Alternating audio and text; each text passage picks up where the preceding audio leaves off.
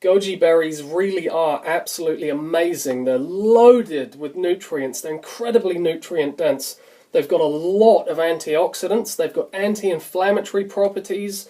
They act as a very powerful tonic for the lungs, the kidneys, and the liver. They're actually hepatoprotective, so they actually protect the liver against harmful chemical contaminants or, any kind of radiation exposure. And they actually stimulate the regeneration of the liver. Goji is actually very, very good at enhancing immune function. It's also very good at stabilizing blood sugar, and it's been tested and used with great success as an anti-obesity drug. Now, Goji is also very, very good at healing and repairing blood vessels throughout the whole body. It's probably one of the top tonic herbs that exists for healing the eyes and improving vision and just maintaining long-term eye health. And something probably not a lot of people know about Goji is it's actually very, very good for pregnant women to take in the first trimester of their pregnancy to kind of counteract the symptoms of morning sickness. Now, Goji's been used in China and Tibet for thousands and thousands of years. There's a very, very long history of its use in that part of the world. And there's a lot of stories surrounding Goji. One of them is of a man called Master Kang, who apparently lived, I don't know at what age that he died, but he apparently lived way past 100 years old. And after he was 100 years old, he was apparently still very sexually active and, just leading a very, very active life in all regards. But probably a more famous figure would be Li Qingyuan, who actually died apparently at the age of 252, and he is reported as saying that the first half of his life he attributed to the use of the tonic herb Ho Shou Wu. The second half of his life he attributed that to goji berry. So goji berry really has established itself as very much a very powerful, very potent longevity tonic herb. So according to the very ancient Chinese herbal system, goji is a powerful yin-jing tonic. Now, jing is our fundamental life force essence. It's really the foundation of our health and our longevity and our capacity to reproduce.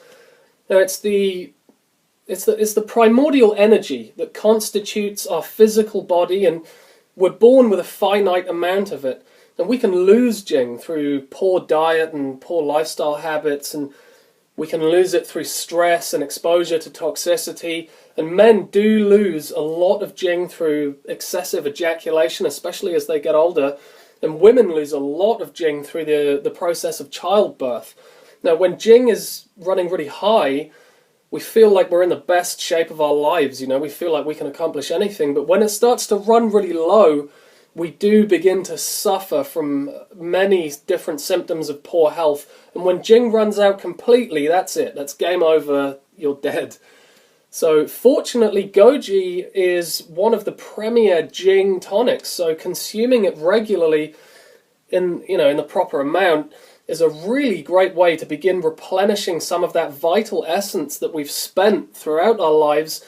And because goji is more of a yin tonic, it's actually very nourishing and regenerating in its nature. So as I mentioned, goji is very, very nutrient dense. It's got 18 different amino acids. It has all of the essential amino acids, so you can consider it a complete source of protein. It's actually got more protein by weight than bee pollen, and bee pollen has got more protein by weight than beef. So, you can definitely consider goji berries a good source of rich amino acids. Now, it also has 21 different trace minerals, the most prominent of which would be zinc, selenium, calcium, copper, iron, and germanium. It's also a good source of B vitamins. It's got B1, B2, and B6. It's got a lot of vitamin C when it's fresh.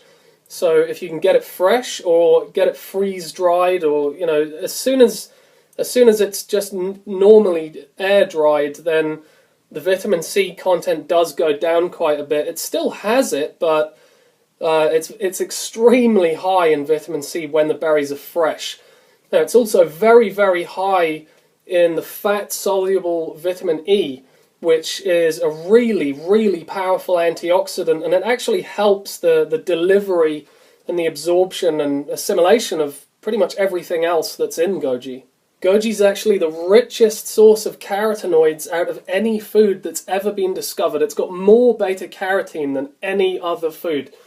Now, it's also very rich in cryptoxanthin and zeaxanthin, and alongside goji's flavonoid content, all of these carotenoids are going to be largely responsible for a lot of goji's antioxidant and anti-inflammatory properties, and a lot of the beta-carotene is going to get converted in the liver into vitamin A or retinol, which is the kind of bioavailable, usable form of vitamin A. And this really explains why goji is so good at promoting eye health and improving vision, because vitamin A plays an essential role in the retinal receptor's ability to absorb light, and it actually enhances the functioning of the cornea and the conjunctival membrane as well. So vitamin A really plays an enormous role in eye health. Goji is also rich in polysaccharides, which are those complex long-chain sugars, which don't only provide a form of kind of slow-burning, slow-release energy, but they're actually very important for enhancing immunity as well. Now, the polysaccharides in goji have been shown to really enhance the activity of lymphocytes, which are a type of white blood cell that are really in charge of dealing with any kind of infection that we may have. And goji has shown to have a bi-directional effect on these lymphocytes. So they're really increasing the activity of lymphocytes when necessary, when there is an infection in place. Whereas if, say, lymphocytes are being a bit overactive, when there really isn't much of an infection there to deal with, the polysaccharides in goji can actually placate those white blood cells and actually calm them down a bit, so it can work in either direction. Now, these polysaccharides in goji also enhance the interleukin response. Now, interleukins are more kind of immune cells. They're like basically signaling molecules that are the communicators of the immune system. So they don't really fight any disease or any issue personally, but they're in charge of actually telling everybody else what the problem is, where it is, and what needs to be done about it. Now, all of the flavonoids and the carotenoids in goji that are really a big part of the reason why goji is so good for eye health actually play a very important role in healing and repairing the capillaries and veins and blood vessels throughout the whole body. So goji has even been used with success in treating conditions like varicose veins. Now, goji is actually considered as well to be genoprotective, so it's protecting the integrity of our genes. On an antioxidant level, it's actually protecting the intracellular DNA. Now, another thing about goji is that it's reported to stimulate the pituitary gland to release more human growth hormone, which again is really responsible for, cell regeneration, cellular health, and really just healing of the physical body from head to toe. So goji really is just totally amazing, but it's very important when we're buying it, when we're buying goji or goji products, that we're aware somewhat of the different grades of it that are available, because when I first got into it years ago, it wasn't anywhere near as popular as it is now, and it was actually nowhere near as expensive as it is now. In the last kind of 5 years or so, it's increased in popularity so much. Even like just mainstream people that aren't even that aware of health matters know about it, because it's everywhere now. It's in health food stores, it's in supermarkets, it's absolutely everywhere. So it's really important to know that not all gojis are the same, because so much of what is available on the market is just absolute shit, to be honest with you. Now, obviously, when we get goji, it's dried.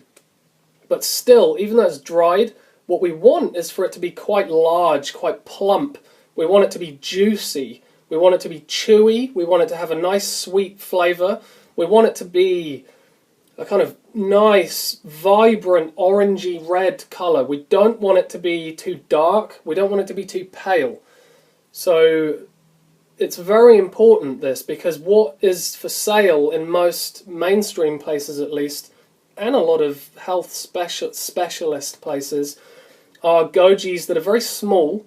They're really quite dark, very dark red, and they're very, very hard. And, you know, it can be difficult to chew on them because they're so hard. Now, these gojis are pretty crap, to be honest. They're not, you know, they wouldn't have been grown particularly well. They haven't really retained much of their nutrient value. So a lot of these health benefits that we're discussing, if we're eating gojis like that, we're not really going to be getting access to these health benefits. So those kind of goji berries are going to be on the cheaper end of the scale, and this really just is a case of you get what you pay for. So if you pay not much, you're not going to get much, and really they're not anywhere near as nice to eat or to use. So now organic is also something to consider. When I first got into goji berries, there wasn't such a thing as organic goji berries, but now, you know, people are certifying organic, and you pay more for that, but then at least you know that there is some degree of integrity in the process of growing them and you know, manufacturing them and getting them out onto the market for sale. So they're very versatile. You can eat them as a snack, but it's important not to overeat them. So for a fully grown adult, 1 to 2 handfuls a day is going to be ample. You know, there really isn't any need to go beyond that. For a small child, just cut it in half, you know, give them like 1 handful throughout the day. Now, it's really easy when you've got very good quality gojis to overeat them because they taste so good, but, you know, there's just no need. We can get all of these benefits that we're mentioning from keeping within this dosage range, and it's just overkill if we eat more than that. So we're really undoing some of the good work that we're actually doing to ourselves by consuming this amazing food. Now, goji is part of the nightshade family, so people that are really sensitive to nightshades, you know, any kind of digestive upset that they may experience could be because of that.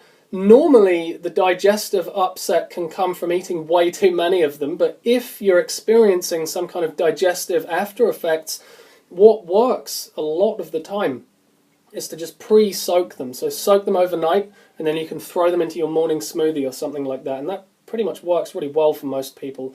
Now, goji can also be juiced. If it's fresh goji, then you're very lucky. You can grow it really easily. It grows in so many different soils, so many different environments. So, you know, juicing fresh goji is absolutely incredible. But what you can do, like I said, is just soak the dried gojis that you've got, because they absorb all the water and they puff out and swell up, and then you can juice those. So it's not fresh, but it's still a very powerful goji juice. Gojis are really delicious in salads. You can make a really good herbal tea with them. It's really, really tasty herbal tea. You can make an alcohol-based tincture with goji. It's very versatile. There's so many different ways that you can use it. But it's just really, really important that you get the good stuff, which is going to be more expensive. Just follow the guidelines that I mentioned earlier. One last thing about goji is Tibetan goji berries are, in my opinion, the best goji berries in the world. When they're specifically grown in Tibet, they're coming from Tibet. Tibetan goji berries, I've never experienced bad Tibetan goji berries. They've always been the best that I've ever had.